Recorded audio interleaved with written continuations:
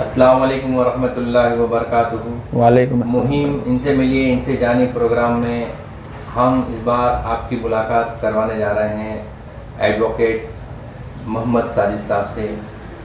इस बार हम आपको वकालत का सेक्टर के बारे में, LLB के बारे में और LLB करने के बाद हम किन किन सेक्टर्स में जा सकते हैं उसके बारे में हम बताने की कोशिश करेंगे। इसके लिए हम लोग आए हैं वकील साहब के पास, मोहम्मद साजिद साहब के पास, एडवोकेट मोहम्मद साजिद साहब। ये आपको बताएंगे वकालत के बारे में स्टार्ट से इंशाल्लाह, LLB से लेके LLB कब होती है उसके बाद का सारा मैटर इंशाल्लाह बताएंगे। साजिद साहब अस्सलाम वालेकुम। वालेकुम अस्सलाम वरहमतुल्लाहि वबरकातुहू। तो जैसा कि आज वकालत की फील्ड के बारे में जानकारी देने का मुझे भी बताया गया है, तो सबसे पहले तो वकालत की फील्ड आज के वक्त में कानूनी पेचीदगियाँ इतनी बढ़ गई है कि हमारे समाज में वकालत जो कर रखे हैं, जो वकील लोग हैं, उनके स्कोप उनका स्कोप भी बहुत बड़ा हुआ है। वकालत आम परिभाषा में वकील है क्या, वकील कहते किसे हैं? वकील शब्द है वकालत से, और वकालत होती है एक अपने क्लाइंट की पैरोकारी करना, कानूनी पेचीदगियों का जानकार होना और आम तौर पर लॉ की डिग्री होना। कर सकते हैं LLB 12 के बाद या इसको ग्रेजुएशन करना पड़ेगा?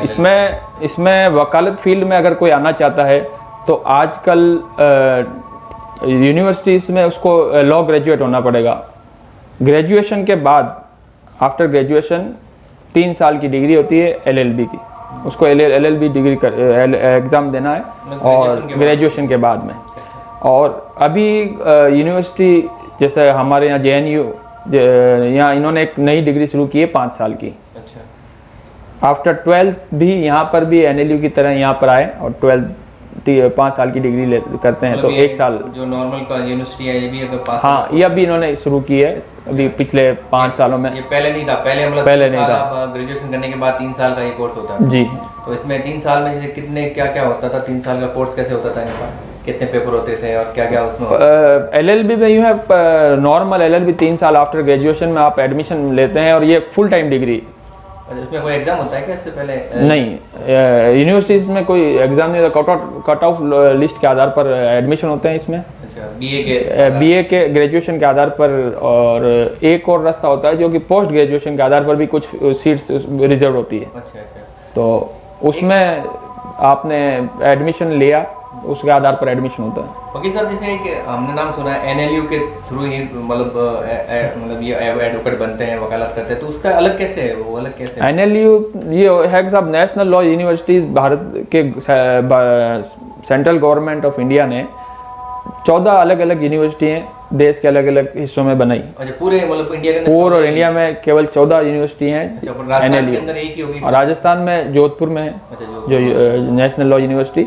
और नेशनल लॉ यूनिवर्सिटी में एडमिशन के लिए 14 यूनिवर्सिटी मिलकर कंबाइन एक टेस्ट करवाती है, क्लैट जिसको बोलते हैं। अच्छा, क्लैट CLAT। हाँ, कॉमन जो इनका टेस्ट होता है, ये सभी अपने एडमिशन के लिए क्लैट टेस्ट होता है, उसकी तैयारी होती है। और आफ्टर 12th एलिजिबिलिटी 12th है, 12th के बाद एग्ज़ाम कंडक्ट होता है। एग्ज़ाम में उनकी मेरिट के आधार पर इनको परमिशन होता है। उस क्लैट के एग्ज़ाम में इंग्लिश, उसकी रीजनिंग, मैथमेटिकल एप्टीट्यूड, कंपटीशन के एग्जाम के उसमें एक एडिशनल होता है जो लीगल एप्टीट्यूड, उसकी रीजनिंग के साथ में लीगल एप्टीट्यूड पूछे, वो उसके बारे में पूछा जाता है। हाँ, उसके बारे में पूछा जाता है और उसके आधार पर ही एग्जाम। फिर है ना, जैसे ग्रेजुएशन भी साथ हो जाती है या फिर उसका ग्रेजुएशन वो कंबाइंड ग्रेजुएशन प्लस लॉ? नहीं, वो ग्रेजुएशन किया हुआ आदमी जैसे दूसरे जो एग्जाम होते हैं वो ग्रेजुएशन एग्जाम दे सकता है क्या वो LLB करने? ग्रेजुएशन प्लस LLB अगर जो NLU से अगर कोई कर रहा है तो दूसरी फील्ड में उसको जाने की आवश्यकता ही नहीं है। उसमें एक तो टफ कंपटीशन है क्लैट का, उसके बाद देश की चुनिंदा, अब जाहिर सी बात है 14 यूनिवर्सिटी हैं, तो वहाँ से क्या है, कॉर्पोरेट सेक्टर में ज़्यादा लोग चले जाते हैं। कॉर्पोरेट कंपनी जितनी भी है, हर फील्ड में वकालत किए हुए लोगों का बहुत बड़ी दरकार है, मांग है आज के वक्त में।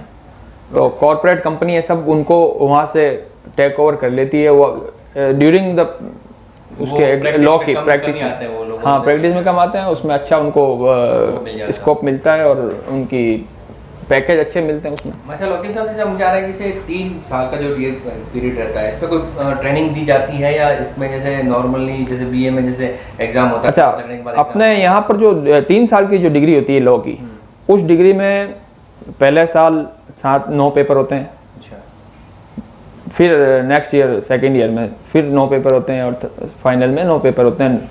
फाइनल ईयर में उनको मूट कोर्ट का एक एग्ज़ाम होता है।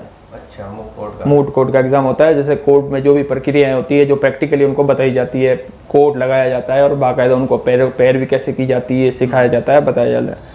उन्हीं दौरान फिर उनको कोर्ट विजिट कराई जाती है, संबंधित जहाँ जो भी है, जो संबंधित अपने अतराफ में कोर्ट हैं, उस कोर्ट में उनको विजिट करवा के दिखाया जाता है, साहब ये चीज़ होती है, और एडवोकेट के अंडर में वो चेक करता है। और वकील साहब जैसे अपन एलएलबी कर रहे हैं, एलएलबी करने के कितने दिन बाद जैसे एलएलबी की डिग्री आ गई अपने पास या मार्कशीट आ गई फाइनल ईयर की, तो उसके बाद अपन कोर्ट में प्रैक्टिस कर सकते हैं? एलएलबी आपने चाहे एनएलयू से डिग्री ली, चाहे आपने अदर यूनिवर्सिटी से डिग्री ली, एलएलबी कंप्लीट करने के बाद आपको रजिस्ट्रेशन करवाना पड़ता है बार काउंसिल ऑफ राजस्थान। जैसे यहाँ पर है पर्टिकुलर, हर स्टेट का एक बार काउंसिल है, वो जो कि संबद्धता दी जाती है बार काउंसिल ऑफ इंडिया से। आपको डिग्री लेने के बाद सीधी वकालत नहीं होती है, आपको डिग्री लेने के बाद बार काउंसिल ऑफ इंडिया में रजिस्ट्रेशन कराना पड़ता है एज एन एडवोकेट। अच्छा, वो रजिस्ट्रेशन एनरोलमेंट वहाँ होगा। अच्छा। उसके बाद अब वो एनरोलमेंट 2014 से बार काउंसिल ऑफ राजस्थान ने भी अपना एक एग्जाम कंडक्ट किया है all over India. Bar council of India ने जितने भी अधिवक्ता नए आ रहे हैं उनको एक एग्जाम देना होगा। अच्छा। उनको 2 साल में 2 टर्म मिलते हैं। मतलब ये एलएलबी करने के बाद, वो एलएलबी करने के बाद आपको एनरोल हो गया, एनरोल कर देते हैं आपको। अच्छा। और सर्टिफिकेट भी इशू कर देता है, मगर एग्जाम कंपलसरी कर दिया वो पास होना। अच्छा। ऑल ओवर ऑल इंडिया जो एडवोकेट टेस्ट कर दिया है ना टफ नहीं होता है, वो जनरली जो पढ़ के आते हैं और वो उसी में रूटीन में वो एग्जाम होता है। वो एग्जाम क्लियर करने के बाद उसको 2 अटेम्प्ट मिलते हैं। उसको जून में एक एग्जाम होता है, फिर दिसंबर में एक एग्जाम होता है, तो वो रूटीन में वो हो जाते हैं। मतलब जैसे इसमें अपने नॉर्मल कोर्ट में, सेशन कोर्ट में और हाई कोर्ट में ये वकील अलग अलग होते हैं या ये नॉर्मल सभी इसी तरह से वकालत करते हैं? जैसे हाई कोर्ट में नॉर्मल कोर्ट में करते हैं, जैसे एक सेशन कोर्ट में कर रहा है, एक हाई कोर्ट में कर रहा है, तो हाई कोर्ट के वकील अलग होते हैं क्या? नहीं, वही वकालत फील्ड में वकील कुछ अलग चीज नहीं है। वकील वकालत अनुभव का नाम है। बेसिकली वकील अनुभव से सीखता है। मतलब जैसे जितनी अनुभव उसके पास जो प्रैक्टिस के लिए जो वकालत हो रही है, तो वो उसको ये तय करना पड़ता है कि मेरी प्रैक्टिस वकालत डिस्ट्रिक्ट कोर्ट की तरफ से ज़्यादा आ रही है, मेरी प्रोग्रेस हाई कोर्ट में ज़्यादा हो रही है। तो वो वकालत उस हिसाब से अपनी पहले प्रेफरेंस तय करेगा कि साहब मेरे को हाई कोर्ट में वकालत करनी है या मेरे को नीचे डीजे में करनी है या नीचे मुंसिफ में करनी है। पर हर सबसे बड़ी बात क्या होती है कि बार काउंसिल ऑफ राजस्थान का कार्यालय जोधपुर में है। अच्छा। जितने भी राजस्थान में वकील एनरोल्ड होंगे वो जोधपुर में एनरोल करवाने पड़ना आएगा वो लॉ करने के बाद। यहाँ से एनरोल होने के बाद उसको उस फॉर्म में अपनी प्रैक्टिस की जगह बतानी पड़ेगी। कहाँ प्रैक्टिस करनी? बाड़मेर में कर रहा है, अजमेर में करेगा, भीलवाड़ा में करेगा, जयपुर करेगा, जोधपुर करेगा, जहाँ भी करेगा वो अपनी प्रैक्टिस की जगह बताएगा। फिर वो ऐसा कोई क्राइटेरिया नहीं है कि साहब वो ट्रायल में ही करेगा या वो डीजे में करेगा, वो हाई कोर्ट में करेगा, ऐसा कोई क्राइटेरिया नहीं है। वो डिग्री उसको मिली है तो वो वकालत सभी जगह कर सकता है। नहीं, जैसे आप बता रहे हो हम वहाँ बता देते भाई इस जिले में या इस जगह पे हम लोग क्षेत्राधिकार होता है, तो इसमें क्या जैसे जयपुर वाले यहाँ वकालत? ना ऐसा कुछ भी नहीं है, ऐसा कोई हाँ ऐसा कुछ ऐसा बाउंडेशन नहीं है। एक वकील कहीं पर भी वकालत कर सकता है राजस्थान में। वकील साहब जैसे इसके अलावा जैसे प्रैक्टिस में आते हैं, प्रैक्टिस करते हैं कोर्ट में, इसके अलावा भी कोई इसमें फील्ड है क्या? जी, वकालत का फील्ड बहुत ही बड़ा फील्ड है। अच्छा। उसमें आपको ये है देखा जाएगा कि सब अगर आपको प्रैक्टिस करनी है तो आपके लिए कोर्ट्स हैं। कोर्ट्स हर जिले के अलग कोर्ट्स हैं। फिर राजस्थान में राजस्थान हाई कोर्ट है, आपको वकालत कर लिया। वकालत के फील्ड में कोर्ट्स के अलावा उसके अलावा रेवेन्यू कोर्ट्स हैं, एसडीएम कोर्ट्स से जो चलते हैं वहाँ से हैं, एडमिनिस्ट्रेशन कोर्ट्स बहुत सारे हैं, ट्रिब्यूनल्स हैं, सेंट्रल एडमिनिस्ट्रेटिव ट्रिब्यूनल है जैसे केट्स सेंट्रल गवर्नमेंट कर्मचारियों के लिए, एक ट्रिब्यूनल आती है राजस्थान एम्प्लॉयज़ के लिए, रेट राजस्थान एडमिनिस्ट्रेटिव ट्रिब्यूनल। उस तरह से और भी खूब सारी ट्रिब्यूनल्स हैं। फिर रेवेन्यू के लिए RAA है। तो कोर्ट्स के विभिन्न रूप हैं और विभिन्न तरह से कोर्ट अपना काम करती है और वहाँ हर जगह अधिवक्ता अपनी उपस्थिति दर्ज कराता है अपने क्लाइंट के। इसके अलावा भी और उस ये तो लॉ की फील्ड हो गई जहाँ उसको वकालत करनी है। अगर वो इसके अलावा गवर्नमेंट के हर डिपार्टमेंट में एक लीगल एडवाइजर LA जिसको बोलते हैं उसकी नियुक्ति होती है। अच्छा। तो वहाँ उसको स्कोप है कि वो अपने विभाग के लिए पैरवी करे। सरकार जो होती है गवर्नमेंट के एडवोकेट, गवर्नमेंट अपने एडवोकेट नियुक्त करती है LA के अलावा। वहाँ LA के अलावा नियुक्ति करती है तो वो चाहे वो पैरवी राजस्थान हाई कोर्ट में करते हैं, वो नीचे डिस्ट्रिक्ट एवं सेशन में करते हैं, अलग अलग विभिन्न कोर्टों में सरकार अपनी नियुक्ति करती है। वो जैसे भी पॉलिटिकली जैसे होती चलती है नियुक्ति वो होती है, तो वहाँ उनको स्कोप है। जैसे PP की नियुक्ति पॉलिटिकल होती है कोई? फिर PP जो होता है वो मुंसिफ मजिस्ट्रेट में कोर्टों में PP की नियुक्ति होती है। वो नियुक्ति होती है थ्रू एन एग्ज़ाम। एक एग्ज़ाम कंडक्ट होता है उसके लिए, उस एग्ज़ाम को पास करने पर एक पब्लिक प्रोसिक्यूटर की नियुक्ति कोर्ट द्वारा की जाती है। वो जैसे वो कितने टाइम तक होता है? फुल टाइम होता है वो एक बार? हाँ, वो फुल टाइम होता है। उसकी जो पर्टिकुलर जो भी सर्विस है सर्विस करता है वो पर फुल टाइम सर्विस करेगा। गवर्नमेंट की जो वकील है गवर्नमेंट अपना बनाती है, उनके वो गवर्नमेंट के हिसाब से ये पर्टिकुलर गवर्नमेंट के हिसाब से चलती है। 5 साल जैसे गवर्नमेंट रहती है तो उनकी वो अपने वकील चलते हैं। एक जैसे हमने ना सुना RJS वगैरह, जैसे ये कैसे बनते हैं वकीलों से? इसके बारे में कुछ हम RJS basically Rajasthan judicial service, Rajasthan judicial service exam conduct करती है RJS का। LLB करने के बाद LLB इसके लिए योग्यता LLB है। RJS एग्ज़ाम के लिए जुडिशरी सर्विस में जाने के लिए उससे आप मैजिस्ट्रेट नियुक्त होते हैं उस एग्ज़ाम कंडक्ट पास करने के बाद। RJS मेंस होता है, फिर इंटरव्यू होता है और उसके बाद उनको जैसे इसमें LLB के बाद जैसे ही वो वैकेंसी आती है तो बैठ सकता है या फिर उसका भी अनुभव चाहिए उसमें? उसमें अनुभव RJS में अनुभव तो कुछ ऐसा बाउंडेशन नहीं है अभी हाल फिलहाल। RJS एग्ज़ाम दिया, कंडक्ट हुआ और एग्ज़ाम में अगर वो योग्यता के आधार पर और एग्ज़ाम क्लियर कर लिया तो एग्ज़ाम हो जाएगा। RPC करवाती होगी या कोई और संस्था करवाती है? हाई कोर्ट करवाती है, राजस्थान हाई कोर्ट करवाती है। वो जुडिशरी का जो भी एग्ज़ाम कंडक्ट होता है वो राजस्थान हाई कोर्ट के मातहत होता है। अच्छा, RJS का एग्ज़ाम हाई कोर्ट करवाती है। जिस तरह राजस्थान एडमिनिस्ट्रेशन सर्विस है RS के लिए, उसी तरह जुडिशियरी के लिए RJS judicial service Rajasthan high court conduct करवाती है और वही जितने उसके अधीन पद हैं जो मैजिस्ट्रेट के हैं वो राजस्थान हाई कोर्ट के अधीन पद होते हैं। नहीं तो इसमें हर साल होता है या फिर वो अपने हिसाब से? रेगुलर तो हर साल होता है, हर साल एग्ज़ाम RJS का कंडक्ट होता है और उसके तहत मैजिस्ट्रेटों की नियुक्ति होती है। फिर सेकेंडरी हो गया साहब, ये मुंसिफ मैजिस्ट्रेट में हो गया। उनके बाद उनकी पदोन्नति होगी जब वो DJ ADJ और फर्दर हाई कोर्ट तक पहुंचते हैं और फर्दर हाई कोर्ट से नियुक्त होकर सुप्रीम कोर्ट तक पहुंचते हैं। उसके बाद RJS के बाद एक और पोस्ट जैसे ADJ एडिशनल डिस्ट्रिक्ट जज या DJ जो हैं उनकी नियुक्तियों के लिए एक एडवोकेट की ही मेन योग्यता है।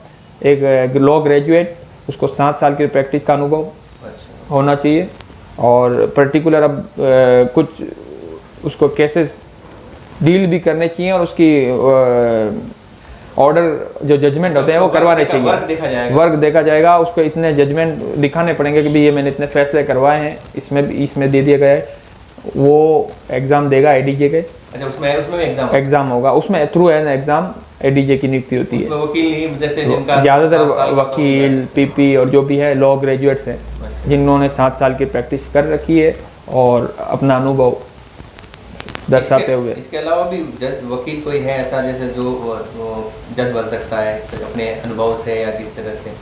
अनुभव से यूँ हाई कोर्ट में जितने भी प्रैक्टिशनर्स हैं, हाई कोर्ट की प्रैक्टिशनर्स, उसका लंबा अनुभव है। लंबा अनुभव होने के बाद प्रभाव और उसका कौशल को देखते हुए हाई कोर्ट नॉमिनेट कुछ आदमियों को करती है साहब, उन अधिवक्ताओं को सीनियर जिनको हाई कोर्ट जजेस के लिए कुछ एक हाई कोर्ट लैग चलती है साहब। यहाँ से पदोन्नत होते आते हैं DJ से कुछ, पर ज़्यादातर हाई कोर्ट जजेस जो जाएंगे अराउंड 70% 60% हाई कोर्ट जजेस बनते हैं वकील कोटे से। वकीलों का कोटा होता है, तो एक लंबा अनुभव वकीलों का, अच्छे कार्यदक्षता होनी चाहिए, उनमें योग्यता के आधार पर उनमें उनका कार्य अनुभव देखा जाता है कि उन्होंने कितना कार्य कानून के लिए किया है। वकील साहब, हम ये पूछना चाह रहे हैं जैसे एलएलबी एक रेगुलर कर सकता है या जैसे कोई नौकरी में रहते हुए भी कर सकता है? नहीं, एलएलबी एक रेगुलर डिग्री है। उनको रेगुलर, बिल्कुल रेगुलर डिग्री या रेगुलर बेसिस पर ही होती है।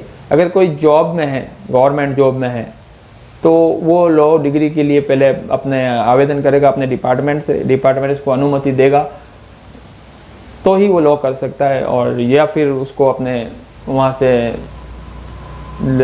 लेना पड़ेगा अवकाश लेना पड़ेगा उस डिग्री के दौरान। माशाल्लाह वकील साहब ने एलएलबी के बारे में और वकालत के बारे में माशाल्लाह सबको बताया। अब हम चाह रहे हैं कि कुछ हमारे स्टूडेंट्स से ऐसा कमेंट्स करें कि भाई किस तरह से अगर किसी भी स्टूडेंट्स को कोई दिक्कत आती है एलएलबी की जानकारी के लिए, माशाल्लाह वकील साहब हमारे साथ हैं और हमेशा रहेंगे इंशाअल्लाह। और इस तरह से वकील साहब वक्त ब वक्त अपने स्टूडेंट्स को मुखातिब करते रहेंगे और उनको गाइडेंस करते रहेंगे। अब हम वकील साहब से ये अगर जानना चाहेंगे भाई हम स्टूडेंट्स के लिए सब मोटिवेशन जिसकी वजह से हमारे इस फील्ड में भी बच्चे आए हैं, और कुछ हाई कोर्ट के बारे में बच्चों को बताएं इंशाल्लाह। जी, नए यंगस्टर्स के लिए और हमारा आने वाली पीढ़ी के लिए सबसे बड़ा मैसेज यही है कि वो कड़ी मेहनत करें। जिस तरह से दूसरे फील्ड्स में हमारे लोगों की आवश्यकता है, तो उसी तरह इस फील्ड में भी हमारे लोगों के लिए बहुत बड़ी गुंजाइश भी है और स्कोप भी है। तो वो अच्छी मेहनत करें, जमकर मेहनत करें और इस फील्ड में आएँ, और इस फील्ड में उनके लिए इंशाल्लाह बहुत स्कोप है, नाम है और बहुत प्रतिष्ठा भी मिलती है इस फील्ड में ऐसी, और बहुत ऊपर हाई कोर्ट्स तक जाने के भी चांसेस रहेंगे। ठीक है सब, बहुत बहुत शुक्रिया, आपने हमारे बच्चों को एलएलबी के बारे में बताया। और इंशाल्लाह वक्त ब वक्त आपसे मुलाकात होती रहेगी इंशाल्लाह। इसके साथ इजाज़त देते हैं। अस्सलाम वालेकुम व रहमतुल्लाहि।